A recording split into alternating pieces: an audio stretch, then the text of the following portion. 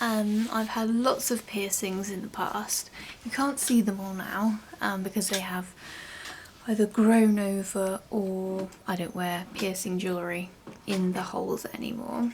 I'm just going to count how many piercings that I've had. 1, 2, 3, 4, 5, 6, 7, 8, 9, 10, 11, 12, 13, 14, 15, 16, 17. belly button. So yeah, 18 piercings, that's quite a few.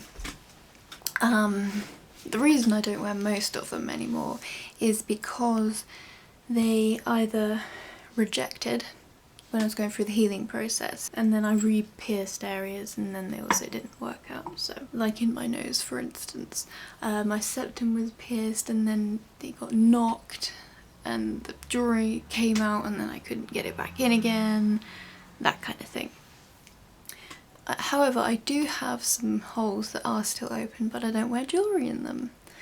So I know that my lip piercing hole is still open because I actually had it in my goth makeover Black Friday look the other day, but I'll just show you now. It's still there. There you go. And then should we try out the tongue? So I'm just using, it's not tongue bar, but just using like the stud bat piercing, see if I can get it through. Okay, hey presto. Yeah, so for some reason these two just don't want to heal over. So I took the tongue bar out because it tore. If you can see, it's not like a regular hole. There's like a line. And also because I used to play with it in my mouth and chipped my teeth, like there was a massive gap here and there still is in the bottom there, and all these got chipped because I used to play with my tongue bar and my lip bar, and yeah, so thankfully I could go to the dentist and quite easily get that filled in at the front, so it's not too bad. My very first piercing was my lobes when I was about 14 maybe. My mum was completely against it, but I was with my sister in Ireland at the time, so yeah, we got away with it with that one. Second piercing was my Madonna, which is this one here. You can still see where it was. Scarred there for life. That healed fine actually, but I took that out because it doesn't really suit me. I had another cool piercing that I had, it was all the way through my ear, so it's just like all the way through, and it was a ring. That was really cool, but I think that grew in one of those keloids lumps on it, so I had to take that one out.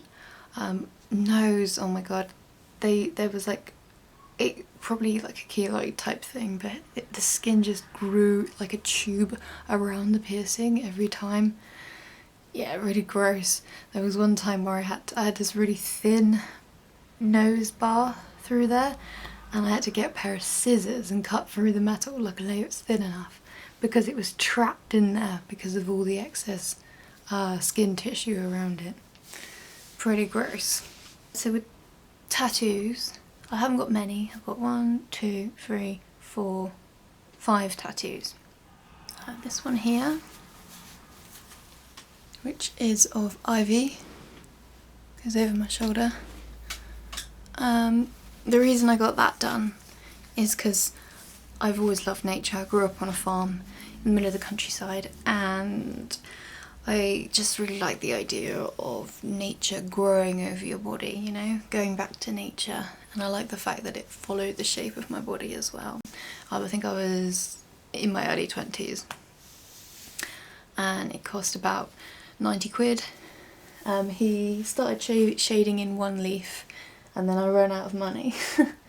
Yeah, and then I got the rest of them done shaded in by this other guy who was really cheap. I think he got shaded in the rest of them for like 30 quid.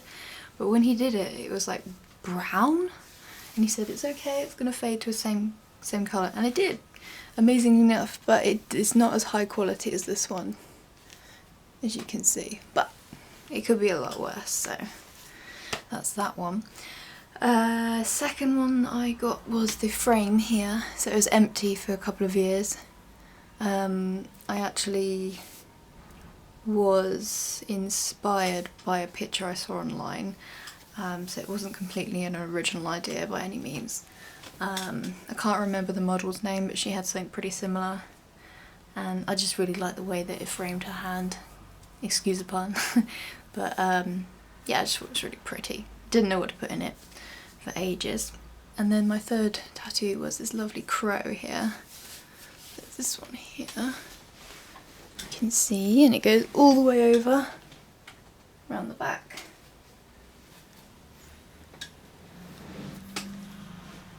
It's got some good shade work as well. The crow and the frame were done by the same person, my lovely friend Marta. I'll leave a link down below just so you can check out her artwork if you're interested. She's based in Torquay, England. So yeah, she's awesome. And the crow idea was because it's gothy. I've always liked gothy things. And yet again, I like the way that he followed the shape of my body and wrapped around, and I really like the idea of wings as well, but the fact that it's attached to a bird just is even more awesome. So that's cool. And then finally I got these two tattoos done at the same time. Moon, and then this one is my son's name, Arlo. So the idea was I've got my sun and my moon.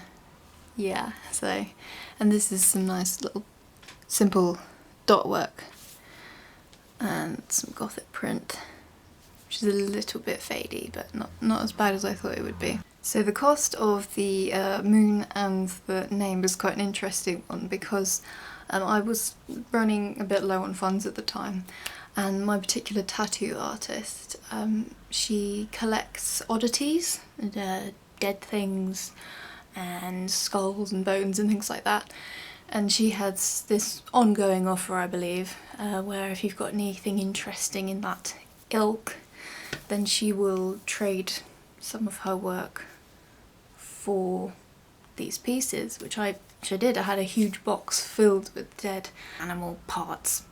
I've always collected things like that, and that's another story. So I think I had a badger's skull and